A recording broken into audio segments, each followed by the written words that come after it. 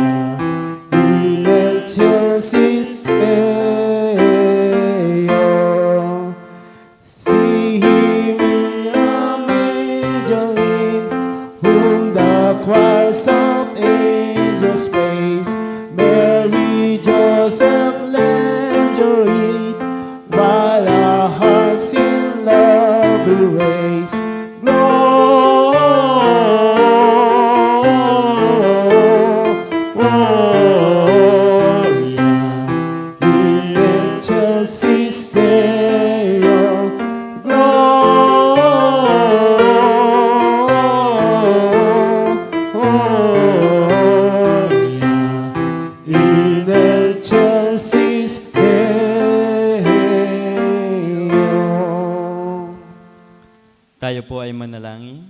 Diyos na makapangyarihan sa lahat, Diyos na mapagpala sa lahat, marami pong salamat sa gabing ito na patuloy na pinagkaloob mo po, O Lord. Salamat, O Diyos, sa pag-iingat mo po at patuloy na aming nararanasan na Ikaw ay Diyos na natapat at nagpapala sa bawat isa sa amin. Ganon din, O Lord, ngayong gabi, sa gagamitin mo, O Lord, na magsasalita, O Lord, bigyan mo po siya ng yung sapat na karunungan, O Lord, at maging pagpapala ito sa lahat ng makakarinig. Ito po ang aming panalangin sa pangalan ni Jesus. Amen. Para po sa sagot ang pagbasa, palalahanan mo ang mga kapatid na magpasakop sa mga pinuno at may kapangyarihan. Sundin ang mga ito at laging maging handa sa paggawa ng mabuti. Laban sa kanino man, umiwas sa pakikipag-away at maging mahinahon at magalang sa lahat ng tao. Nung una tayo rin mismo ay mga hangal, hindi masunurin, naliligaw at naging alipin ng mga makamundong damdamin at lahat ng uri ng kalayawan. Naghari sa atin ang masamang isipan at pagkainggit. Tayo'y kinapuutan ng iba at sila'y kinapuutan din natin. Mahayag ang kabutihan at pag-ibig ng Diyos na ating tagapagligtas. Iniligtas niya tayo hindi dahil sa ating mabubuting gawa, kundi dahil sa kanyang habag sa atin. Tayo iniligtas niya sa pamamagitan ng Espiritu Santo na naghugas sa atin upang tayo ipanganak na muli at magkaroon ng bagong buhay. Masaganang ipinagkaloob ng Diyos sa atin ang Espiritu Santo sa pamamagitan ng ating tagapagligtas na si Jesucristo. Upang tayo gawing matuwid sa pamamagitan ng kanyang kagandahang loob at tayo ay maging tagapagmana ng inaasahan nating buhay na walang hanggan. Tayo pong lahat. Pagkakatiwalaan ng aral na ito, kaya't nais kong buong tiyaga mong ituro ito sa mga nananalig sa Diyos upang ilaan nila ang kanilang sarili sa paggawa ng mabuti na siyang karapat-dapat at kapakipakinabang sa mga tao. Tumayo po tayong lahat. It's my soul, my Savior God, to Thee. How great Thou art, how great Thou art. Then sings my soul, my Savior God, to Thee. How great Thou art, how great Thou art. Tinatawagan po ang mga UMYF para po sa mensahe ng awit.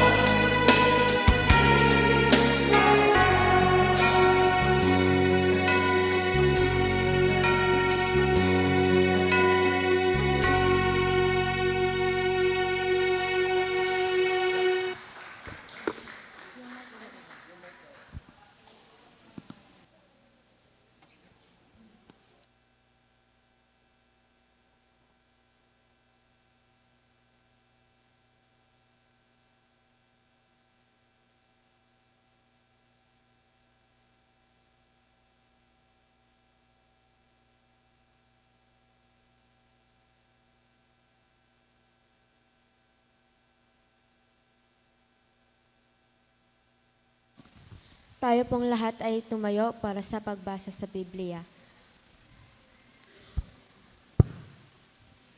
Luke verse 68 to Luke 1 verse 68 to 79. Purihin ang Panginoong Diyos ng Israel. Tinulungan niya at pinalaya ang kanyang bayan.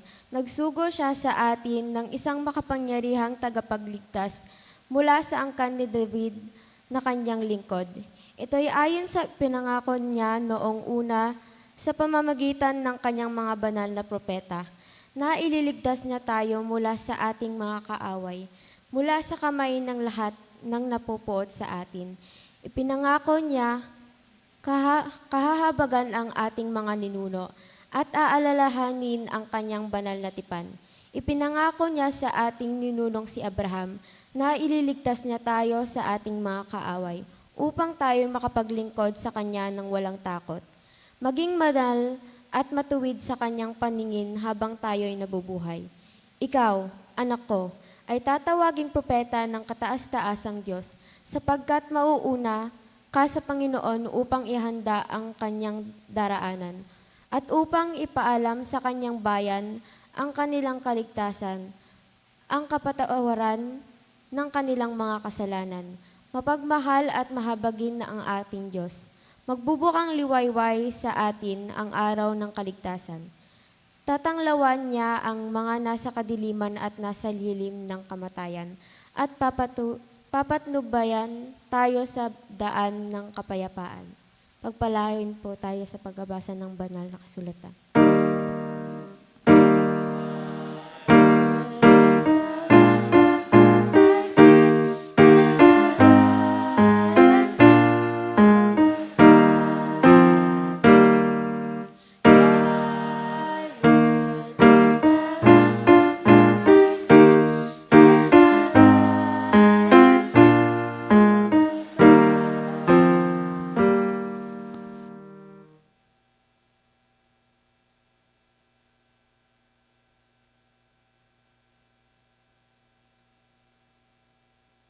Pakilala po natin yung speaker.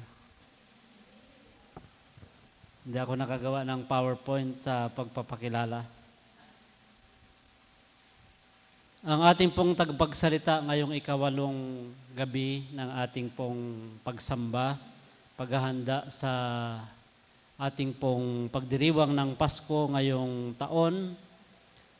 He is the associate leader of our church, Castillejos United Methodist Church. He is a member of United Methodist Communication, Manila Episcopal Area. At hindi po natin siya nabati nung pong district anniversary. Siya po ay isa sa first graduate of Young Leaders Academy. One step to pastoral ministry. And our speaker is the man behind online service of Castillejos United Methodist Church and consultant of many other churches for online service. Huwag na po natin patagalin, Brother John David T. Agan.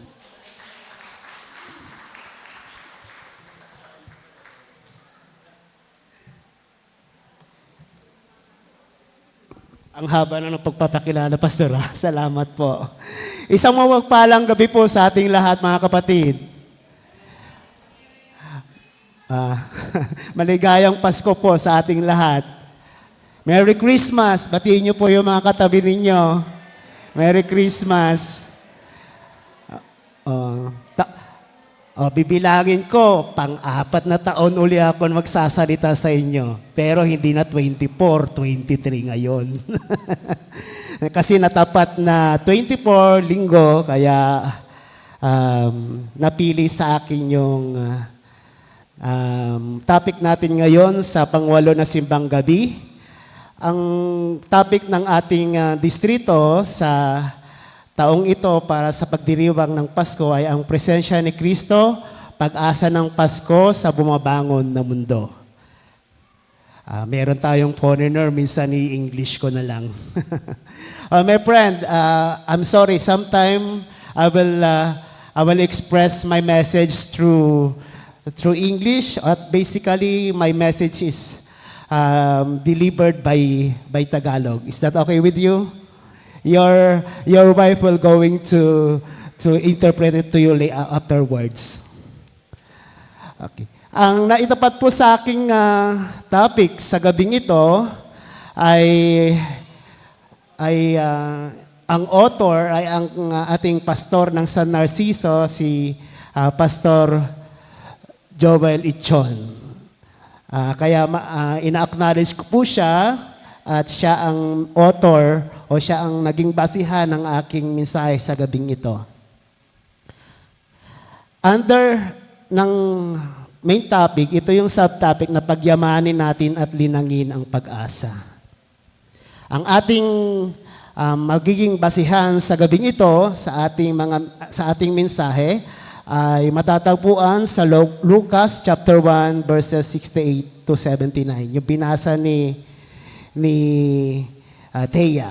Pero babasahin natin uli sa panibagong version.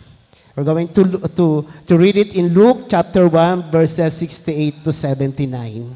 This will be our reference text for tonight's message.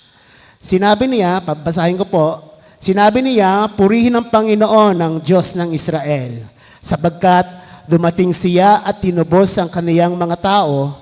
Siya ay nagbangon ng isang sungay ng kaligtasan para sa atin sa bahay ni David na kaniyang lingkod. Ito ay ayon sa kaniyang sinabi sa pamamagitan ng bibig ng kaniyang mga banal na propeta buhat pa ng pasimula. Kaniyang sinabi na tayo ay ililigtas mula sa ating mga kaaway, gayon din mula sa kamay ng lahat ng mga napupuot sa atin. Verse 72, ito ay upang tuparin ang kaniyang kahabagan sa ating mga magulang at alalahanin ang kaniyang banal na tipan. Verse 73, ito ang panunumpa ng kaniyang sinumpaan sa ating amang si Abraham na ibibigay sa atin. Ginawa niya ito upang tayo ay maglingkod sa kaniyang nang walang takot. Pagkatapos niya tayong iligtas mula sa kamay ng ating mga kaaway. Tayo ay maglilingkod sa kabanalan at katuwiran sa harapan niya habang tayo ay nabubuhay. Ikaw maliit na bata ay tatawaging propeta ng kataas-taasan sapagkat yayaon ka sa harapan ng Panginoon upang ihanda ang kaniyang mga daan. Ikaw ay yayaon upang magbigay ng kaalaman ng kaligtasan sa kaniyang mga tao para sa kapatawaran ng kanilang mga kasalanan. Ito ay sa pamamagitan ng taos-pusong kahabagan ng ating Diyos, kung saan ang bukang liwayway mula sa kataasan ay dumating sa atin. Ito ay upang magliwanag sa mga nakaupo sa kadiliman at sa anino ng kamatayan at upang patnubayan ang ating mga paa sa daan ng kapayapaan. Tayo pong lahat ay manalangin. Aming Panginoon, maraming salamat po sa pribilehiyo na iyong binigay sa iyong lingkod upang tumayo sa iyong harapan, tumayo sa aking mga kapatid, upang idalhin sa kanila ang magandang balita, ang biyayang nais mong iparating sa kanila sa pagdiriwang ng kapaskuhang ito. I-bless niyo po ang bawat isa sa amin, i-bless niyo po ang mga puso't isipan namin upang matanggap namin ang lahat ng biyayang nais mong iparating sa amin sa gabing ito. Ito po ang aming dalangin sa pangalan ni Jesus. Amen. Kilala ang Pilipinas sa pinakamahabang pagdiriwang ng Pasko. Philippines is well known for the longest celebration of Christmas. It will be started from September. Mayroon tayong isang kanta na lagi naririnig pag pasasapit ng Pasko. That is yung kinanta ng mga kabataan, the one that the young people song tonight, Christmas in Our Hearts by Jose Marichan. Marami tayong Ang Pasko ay siguradong darating. Marami ang magiging abala sa paghahanda ng Christmas lights or lanterns, Christmas gifts, masasarap na foods like lechon. Naku, paborito ko pa naman. Ham, fruits, desserts, grilled meat at iba pa. Bahagi ito ng ating culture tuwing Kapaskuhan. Doesn't problem about this, but somehow we are neglect the true essence of Christmas. Let us reflect and learn the true essence of Christmas as renewed individuals towards a cultivated and enriched hope for us as Christian family. Sa Asia, Filipinos celebrate the longest Christmas season in the world, Christmas in the Philippines. Yan yun mababasa sa mga travel blogs about the Philippines. Itong travel website na ito, nagkaroon siya ng review na kung gusto, yung mga Western or anything foreign countries na gustong mag-spend ng Christmas sa Asia, they recommended Philippines na mag-celebrate ng Christmas kayo sa Philippines kasi masaya, which is totoo naman. During Christmas, ito yung, minsan umuwi ako ng Christmas nung nagtatrabaho ako sa ibang bansa. That was 25 mismo, December 25. Kasi nagkaroon ng sale ang Philippine Airlines that time. Nabili ko lang yung ticket ko na about 1,000 reals or 12,000 pesos round trip kasi unang biyahe ng Pasko ng Philippine Airlines.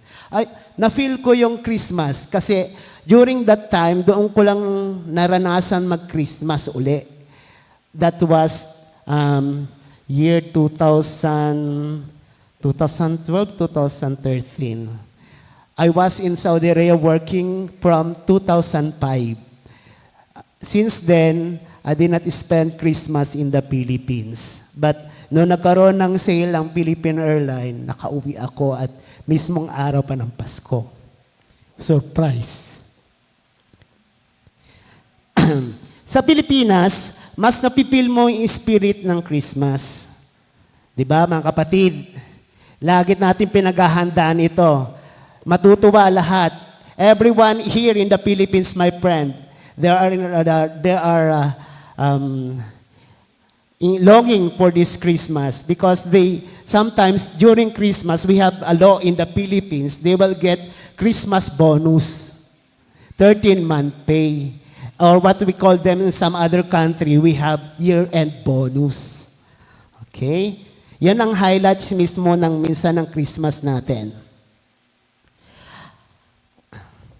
Sabi ni Dr. Tim Kimmel, isa siyang psychologist, strong churches don't make strong families. Strong families make strong churches. Ang Diyos ang nagtakda ng pamilya bilang pundasyon ng simbahan at pamayanan. Ito rin ang lakas ng pananampalatayang pamilyang Kristiyano. Kapag ang pamilya ay nagsisimula ng magkawatak-watak, ang lipunan ay nagiging mahina. Ang mga values ng mga tao ay nawawalang halaga at ang simbahan ay nawawalan ng miyembro. Ang matatag na pamilya ay nagpapalakas ng lipunan at nagpapatibay sa simbahan. At ang mahinang ugnayan sa pamilya ay kalamitang pinapasok ng kasalanan, mga bisyo at awayan. So that the best thing parents can do for a churches is to be strong, a car load of family members filled with the Lord Jesus back to church each week. Kaya ang pag-asa ng isang pamilya at simbahan tungo sa pagbabago ng buhay ay pagyamanin at linangin sa loob ng pamilyang Kristo ang sentro, panigurado ang pag-asay, di matitinag ng panahon. Sa hinaharap ng ating iglesia ngayon, mga kapatid, malaki ang hinaharap na problema ng ating church. Pero, kaya ini-encourage tayo na maraming mga churches sa abroad nang nagsasarado dahil nawawalan na sila ng miyembro. Kaya, ang isang pundasyon ng matatag na church ay ang pamilya. Pag sinabi nating hope or pag-asa, when we say hope, matatandaan natin minsan mayroong brand ng sigarilyo na hope, di ba? Yung pag-asa, merong mga lugar na may barangay na pag-asa. Sa Olongapo, merong pag-asa. Sa Quezon City, may pag-asa. Sabi sa isang book na ang mga author ay si V. Wharton at si Richard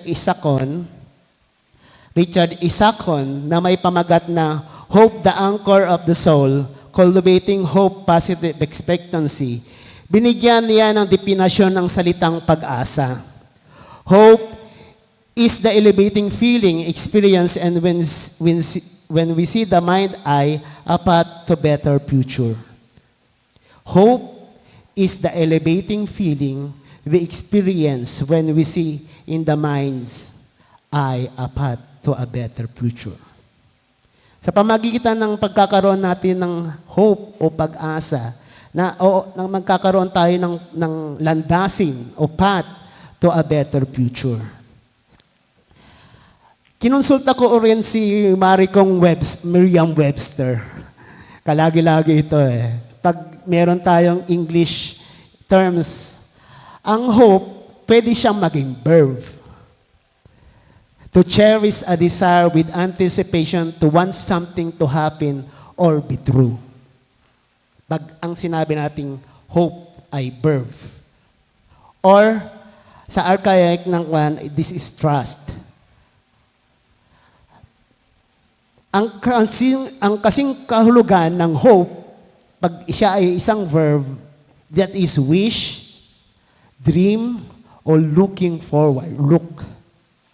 Marami pang iba kung isa-isahin natin. Pag ang hope naman ay naging noun, that is desire accompanied by expectation of our beliefs in fulfillment, came in hopes or someone or something on which hopes are centered. Ang kasing kahulugan naman or synonym ng noun, pag ang hope, pag ang itong noun ay hopefulness, cheerfulness, and brightness. Umaasang kakamtan ng isang invisible at intangible thing tungo sa isang magandang kinabukasan. At ito'y nagsisimula sa renewed and radical na Christian families. Sinabi ni Zacarias sa kanyang anak na si Juan, ikaw naman anak ay tatawagang propeta ng kataas-taasan. Diyos, dahil mauuna ka sa Panginoon upang ihanda ang mga tao sa kanyang pagdating.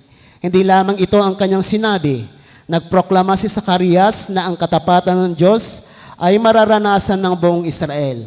Ang pagliligtas na ipinangako sa kanilang ninuno na si Abraham. At makakamtan ito ng mga naniniwalang kay Yahweh. At ang dulot ng proklamasyong ito ni Zacarias ay nagbigay ng kapayapaan sa lahat. May tatlong topic na binigay si Pastor Joel sa ating misahe sa gabing ito. Una, number 1, ang pamilyang Kristiyano, mensahero ni Kristo, proclaim God's faithfulness. Ayon sa ating teksto, itinuro ni Zacarias kay Juan habang bata pa ito ang katapatang ng Diyos sa kanilang buhay. Na si Juan ay gagamiting instrumento tungo sa pagbabago at kaligtasan ng mga tao. Sabi sa mga talata, ikaw naman anak ay tatawaging propeta ng kataas-taasang Diyos dahil mauuna ka sa Panginoon upang ihanda ang mga tao sa kanyang pagdating.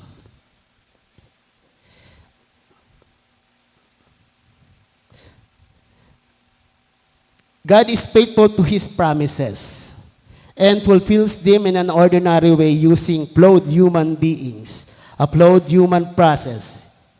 Ikaw bilang ama, ina, ate at kuya, ay instrumento din ng pagbabago sa loob ng tahanan, sa lipunan ng ating ginagalawan. Simulan natin sa loob ng ating pamilya ngayon ang Kapaskuhan. Remember the faithfulness of God. Tunay na napakatapat ng Diyos, ni Lord, sa buhay natin. Magiging magandang patotoo sa katapatan ng Panginoon. Maagang ang aming pamilya ay nawalan ng ama nung ako ay 7 years old pa lang.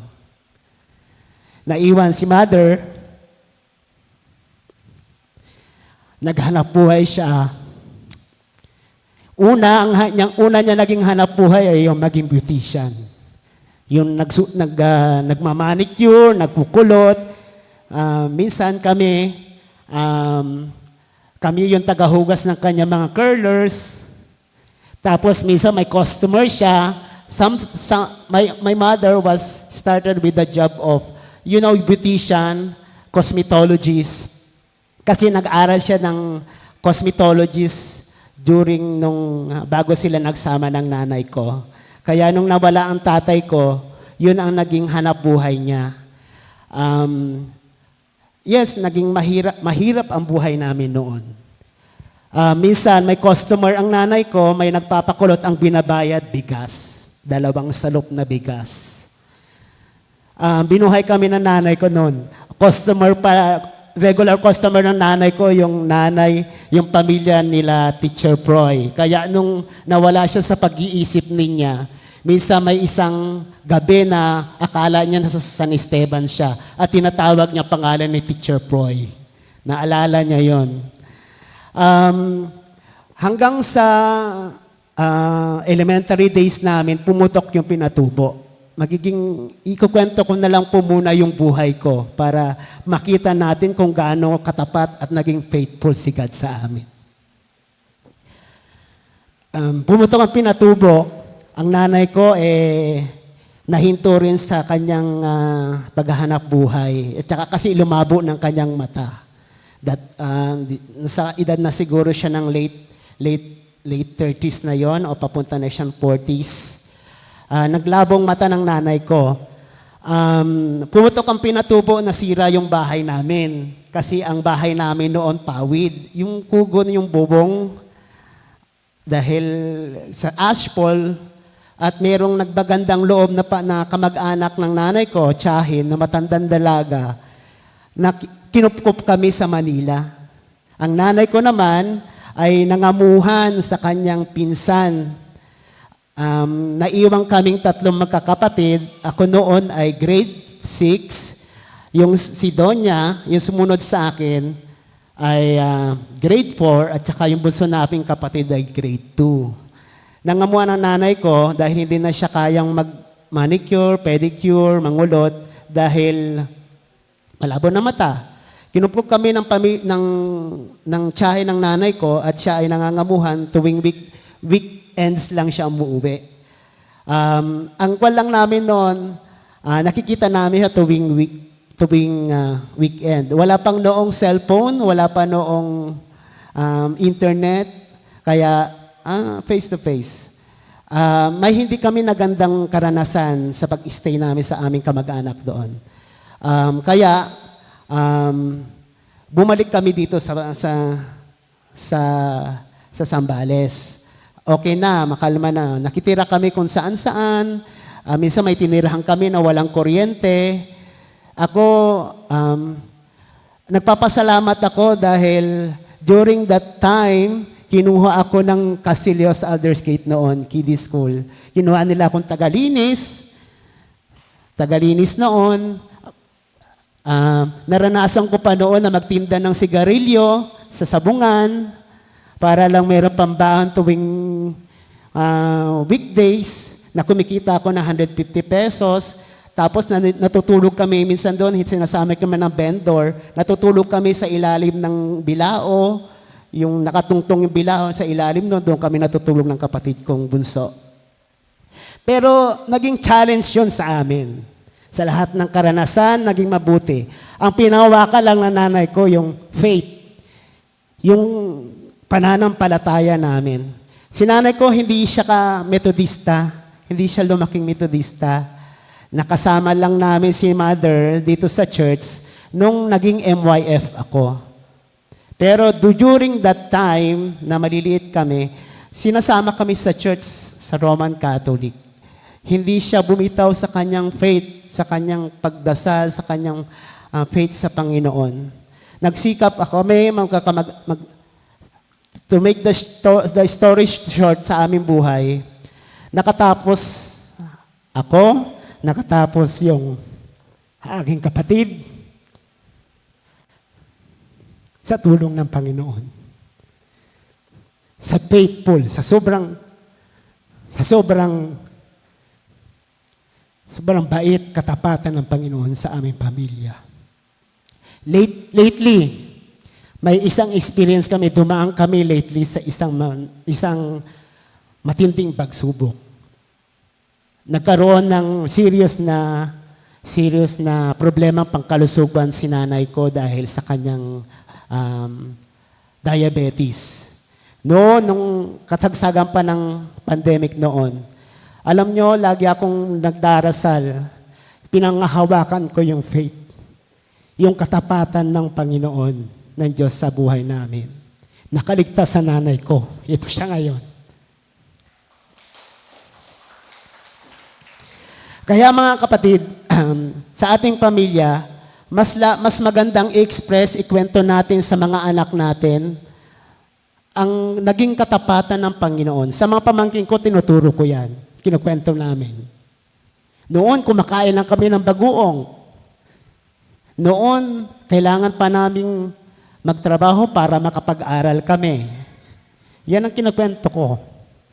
Yung pinapakita namin kung paano gumalaw o naging tapat ang Panginoon sa amin.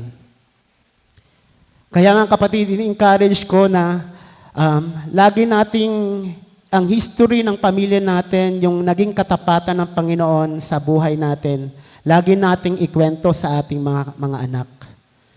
Kasi doon nila marirealize na naging mabuti ang Diyos sa pamilya.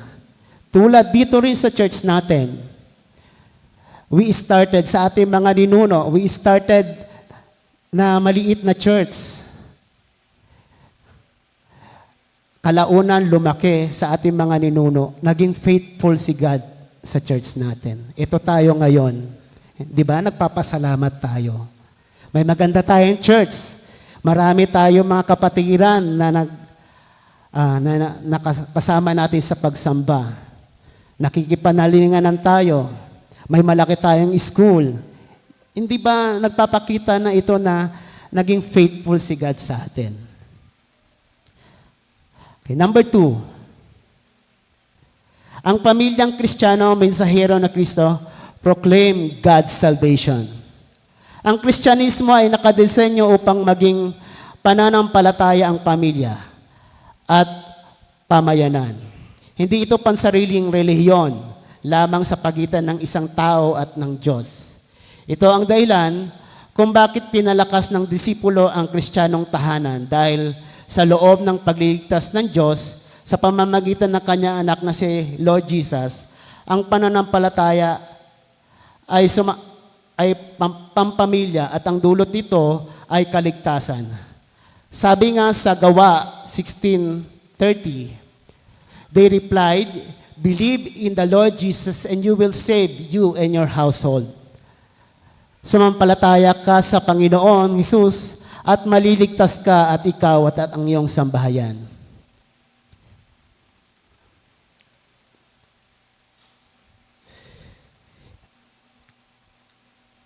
God has become the strength of salvation.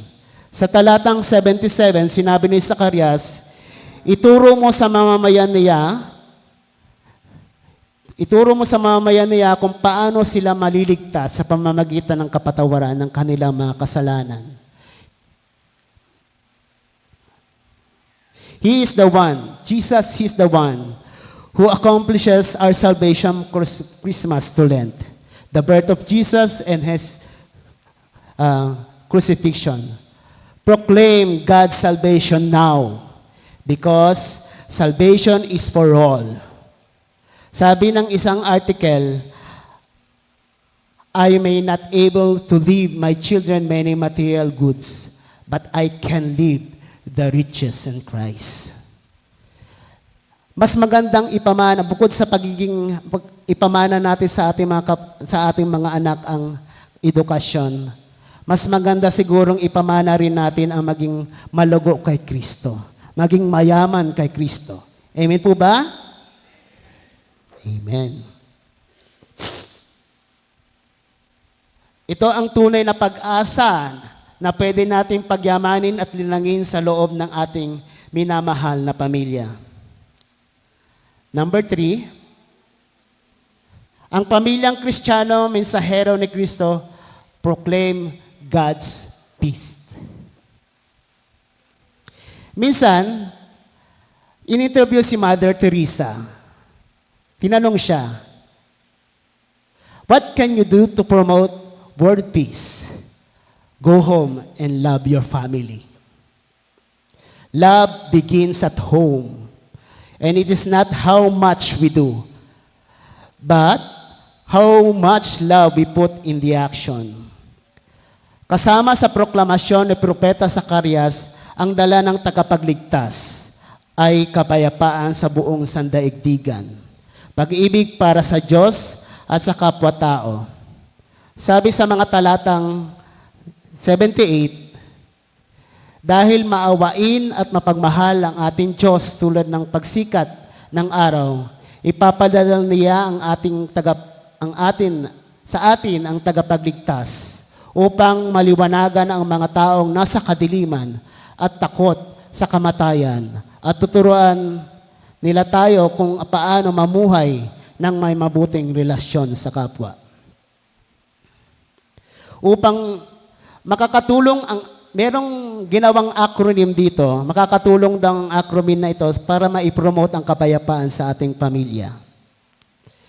Umpisa natin sa F, forgiving. Family relationships are forgiving. Ang mga salitang I'm sorry at I forgive you ay mga salitang napakahirap minsan bigkasin sa loob ng tahanan. Ngunit kung ang mga salitang ito ay kayang-kayang bigkasin sa loob ng tahanan, ang ating pamilya ay magkakaroon ng perfect harmony. Totoo ito, mahirap minsan magsabi ng I'm sorry. Nabalitaan niyo ba yung latest na balita about doon sa mag-asawang binaril sa Victory Liner? Sa loob ng Victory Liner? Nahuli na yung isang gunman. At nag-confess siya kung sino ang promotor o sino ang may mastermind ng kanyang pagpatay sa mag-asawang ito. Yung anak ng babae. Siya yung mastermind sa naganap na krimen. Ang sabi nila, ito ay dahil sa mga ari-arian, mana. Minsan ang pamilya, dito nag-away-away. Aminin natin. Di ba mga kapatid? Minsan dito tayo nag-aaway-away sa mga naiiwan sa ating mga pamana at mga ari-arian. Tignan nyo itong nangyari sa Nueva Ecija. Nueva Vizcaya, I'm sorry. Dahil sa mga ari-arian. Kung nagpatawaran siguro yung mga yon, sa palagay nyo naganap yung krimen na yon. Sa pamilya nagkaroon sila ng pagkakaunawaan, nagsabihan sila ng I'm sorry, nagkaroon ng kapatawaran. Nangyari kaya yung krimen na yon. Letter A, authentic. Pag sinabi natin ang salitang authentic, na kasing kahulugan ng salitang genuine. Authentic is genuine. Hindi peke. Ibig sabihin, yung totoo ay ang salitang napakahirap bigkasin ay tumutukoy sa pagiging honest. Kinakailangan maging totoo ang tapat tayo sa isa't isa sa pamilya. Walang sekreto, dapat ay tapat lagi sa isa't isa. Minsan, sa mga kabataan, Sino ang Facebook friend nila yung kanilang parents? Lahat tayo. Sa mga kabataan. Pag nagpo-post ba kayo, may kinakausap kayo ng parent niyo kung hindi maganda yung post nyo? Sa mga millennials, ako, pag naman hindi ako nakitang post ng mga pamangkin ko, kinakausap ko sila. Tapos tinatanong ko sila, bakit ganun yung post mo? Nagiging open ba tayo? Nag-share ba tayo? Ha? Kung meron tayong nililigawan, kung meron tayong crush, nag-share ba tayo sa ating mami tsaka si daddy? Dapat tayo maging honest sa kanila. At tayo rin mga kapatid, mga magulang, maging honest rin tayo sa ating mga anak. Wala tayong dapat itinatago minsan. Kasi, minsan, nababalitaan nyo ba yung mga kabataan na nagpapakamatay dahil nabubuli? Dahil nasa cyberbully? Kasi, sinisikreto niya sa mga magulang yung na kanyang nararanasan. Iyon ang malaking issue ngayon ng mga kabataan, mga kapatid. Dahil sa social media. Yung cyberbullying. Pero kung naging tapat tayo sa pamilya, bawat isa, kahit na anong bully, kahit na anong di magandang nakikita nila sa cyberspace or sabihin nating social media, ang pagiging authentic, pagiging genuine, yun ang nagiging daan upang mag-succeed ang ating pamilya. Nasa M na tayo. Magnetic. Ang pamilya ay larawan ng isang malapit o mahigpit na pagsasamahan. Totoo yan sa atin lalo na Pilipino. My friend, Filipinos sometimes they're living together. Even they get married, they're living together in one house. Even they have grandchildren. Kahit sa amin, kasama ko sa bahay ang aking mga kapatid, mga pamangkin, sinanay ko. Extended family, yes. Yan, nakasanayan na natin mga Pilipino yan. Sinasabi sa research na the most discouraging event in life is the loss of loved one. Kaya po, maraming taong nanghihina kapag naiwan na ang kanyang mahal sa buhay, sapagkat para sa ating mga Pilipino, lakas natin ang isa't isa. Kailan natin balak yakapin ang mga mahal natin sa buhay kapag wala na sila? Kapag pantay na ang kanilang dalawang paa? Kailangan ninyo sabihin ang mga katagang, I love you. Kapag malayo na sila, bakit hindi natin gawin na ipadama ang ating damdamin samantalang sila'y malapit pa? Lalong-lalo na ito, araw ng Kapaskuhan. I do believe appreciation must be a habit in every home. And appreciation is a start of good relationship with trust.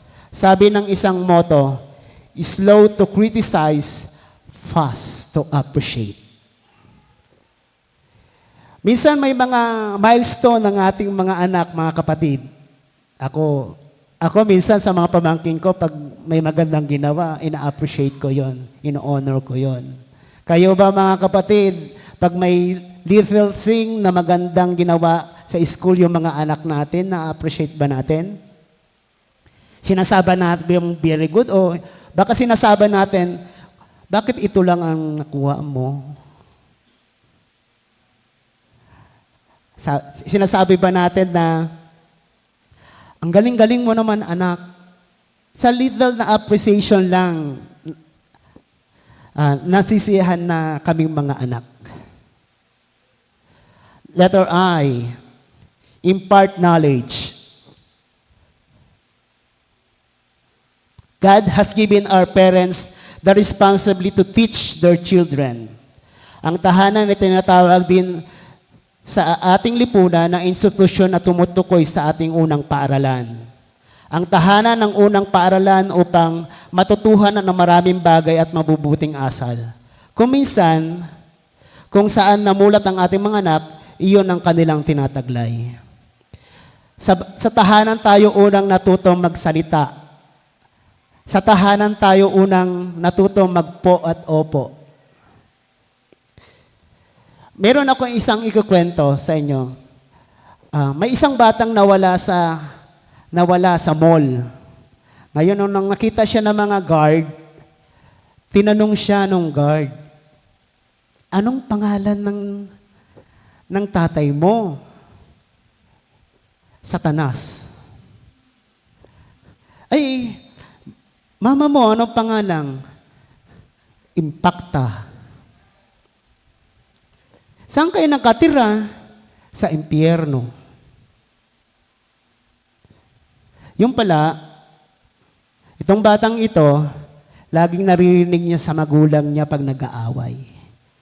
Satanas ka pag nag-aaway sila. Pag sasabihin naman ng lalaki, impacta ka. Sa galit ng lalaki, aalis, makalayas na nga sa tahanang impyernong ito. Mga kapatid, kung ano ang kinamulatan ng mga bata, ng mga anak natin, yun ang matututunan niya. Mas maganda sigurong matutunan niya na nagmamahalan tayo sa ating tahanan. Magagandang asal. Minsan nga may tinatanong ko mga bata ay, may asin ba kayo sa bahay nyo? Pag kinakausap ako minsan ng wala po at opo. May asin ba kayo sa bahay nyo? Wala. Patis lang. Okay.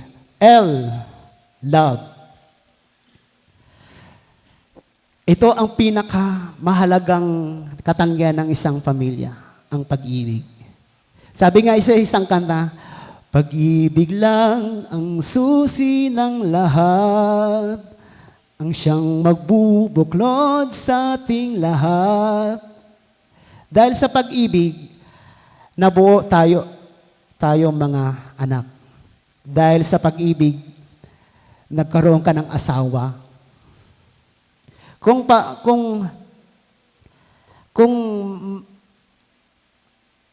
magiging malakas ang pag-iibigan sa ating tahanan, lahat maayos. Walang pamilya maghihiwalay, walang anak na magiging sutil, walang mawawasak na pamilya.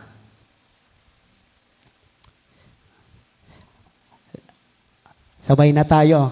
Last na. Yielded one another. The central key of Paul's teaching in Colossians chapter 4 is that one is trying to be number one.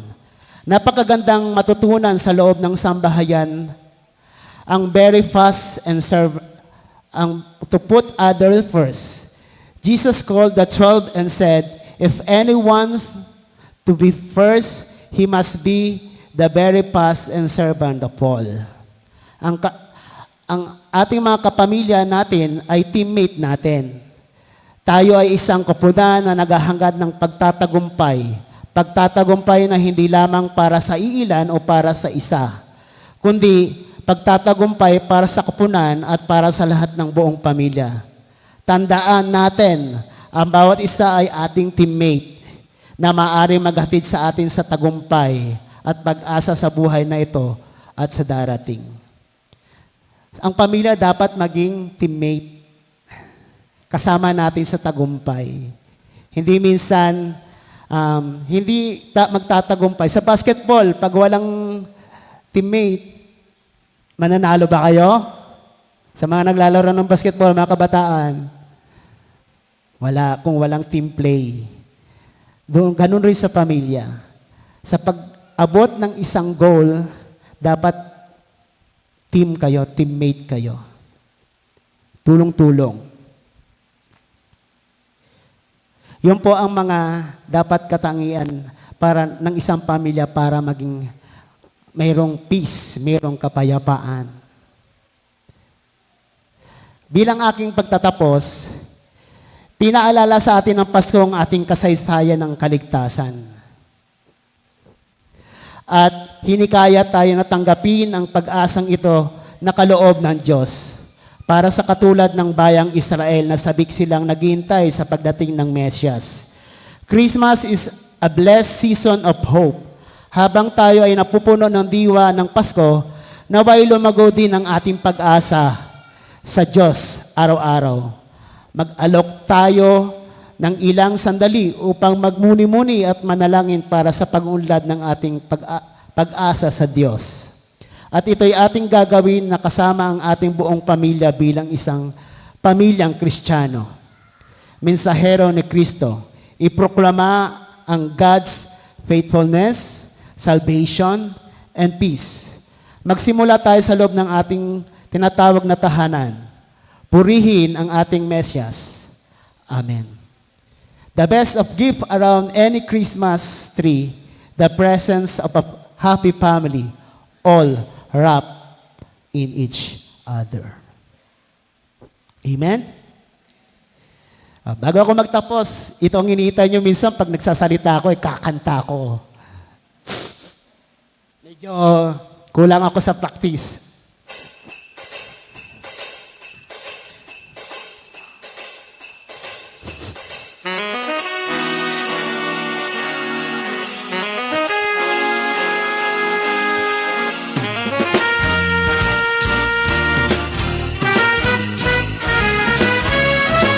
O bakit kaya tuwing Pasko ay dumarating na ang bawat isa'y may namoroblema? Hindi mo alam ang regalong ibibigay ngayong kahirap na nitong ating buhay.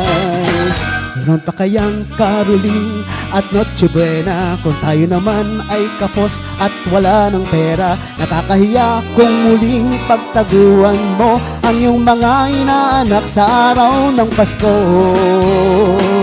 Ngunit kahit na anong mangyari, ang pag-ibig sana'y maghari. Dapat nang si Jesus ang kasama mo, tuloy na tuloy pa rin ang Pasko. Mabuti pa ang Pasko noong isang taon sa ating hapag, mayroong kesot de bolat, hamon baka sa gipit, Happy New Year mapopospon, at ang hamon ay mauwi sa bagoong. Kahit na anong mangyari, ang pag-ibig sana'y maghari. Sapat nang si Jesus ang kasama mo, tuloy-tuloy pa rin ang Pasko.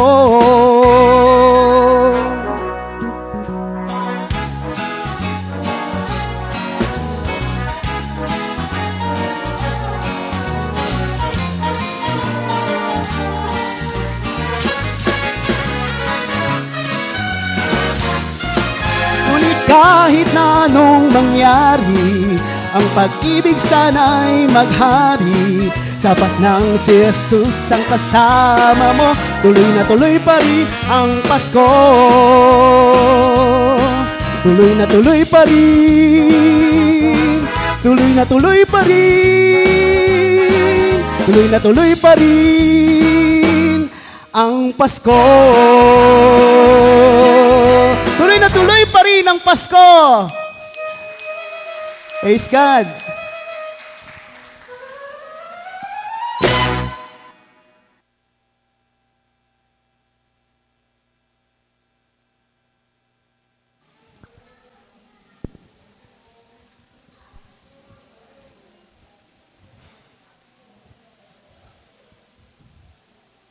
Para po sa paghahandog, ang bawat isa ay dapat magbigay ayon sa kanyang pasya, maluwag sa loob at hindi napipilitan lamang, sapagkat iniibig ng Diyos ang nagbibigay ng may kagalakan.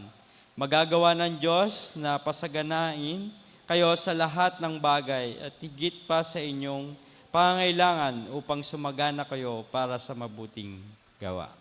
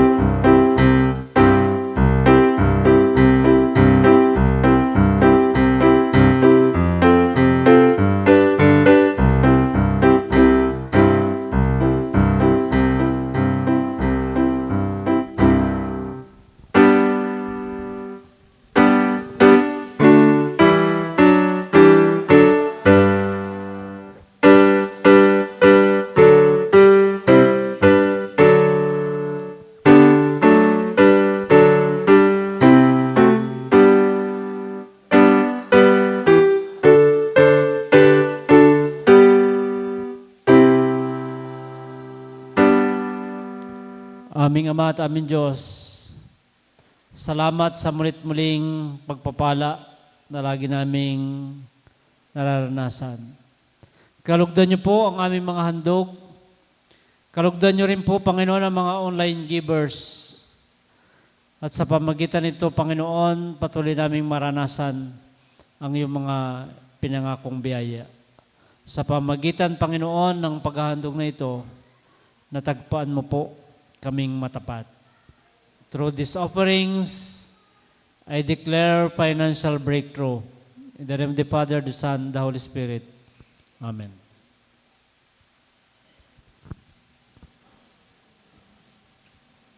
Para po sa awit ng pagtatalaga at pasasalamat, awitin po natin, I came upon a midnight clear.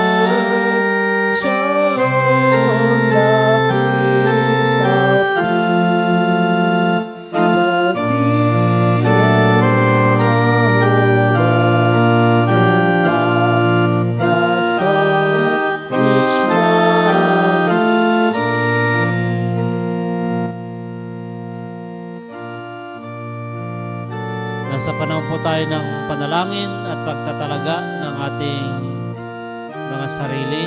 Tayo po ay lumapit sa Panginoon. And let us pray. Father God, thank you for another message that you bring to us, O God. Ngayon pong ikawalong gabi ng aming pong pakikinig ng iyong mensahe. Tunay nga po na binubuksan mo sa amin na walang pagkakataon ng buhay at hindi magandang sitwasyon na hindi nyo po kami kayang abutin. At lagi mong binubuksan sa amin ang isang buhay na pag-asa dahil walang imposible sa iyo. Salamat po sa prophecy ni Sakaraya na amin pong napakinggan. Nakita po namin, Panginoon, sa pamagitan ng mensahe na amin narinig, ang kahalagahan ng pag-asa na dinala mo sa bawat isa, dinala mo sa bawat pamilya. Pinaalala mong muli sa amin, Panginoon, na ang aming unang misyon ay ang aming pamilya. Tulungan niyo po kami na ang bawat pamilyang kinabibilangan namin ay lahat ay makakilala sa iyo, lahat ay maligtas, na lahat ay maglingkod upang ang isang buong pamilya ay magpahayag ng iyong kadakilaan. Ipahayag ang iyong mabuting balita para sa lahat, pagpapala para sa lahat. Salamat po sa iyong anak na ginamit.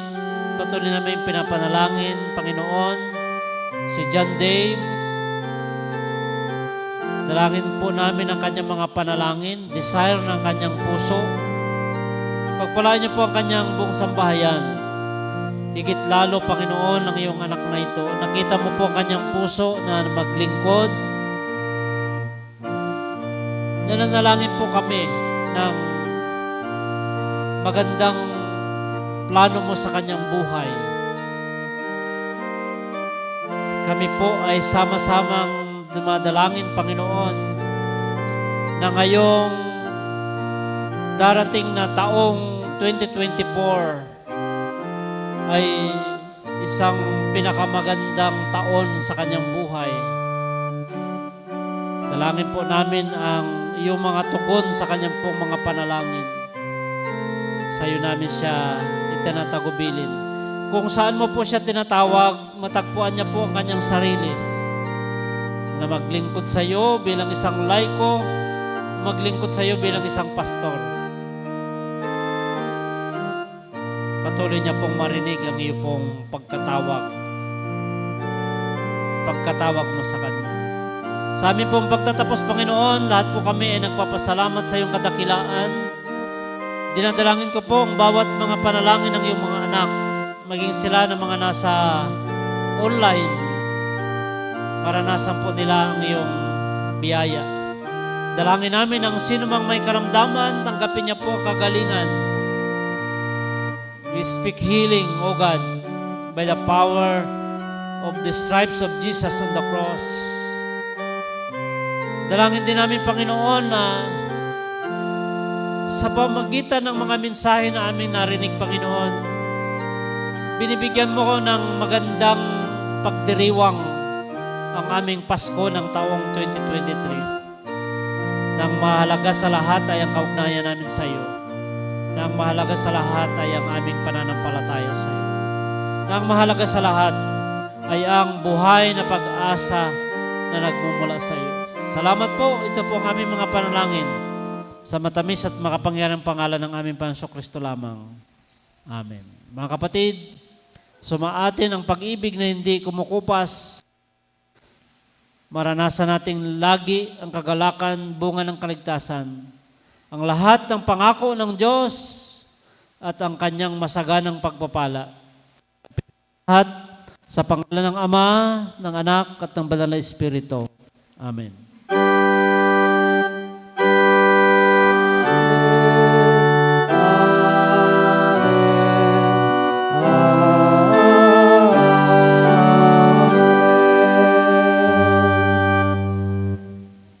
Palakpakan natin si Lord. Praise God. Tapos na po ang ating pagsamba. Mayo tayo na taglay ang biyaya at pagpapala ng dakilang Diyos. God bless us more.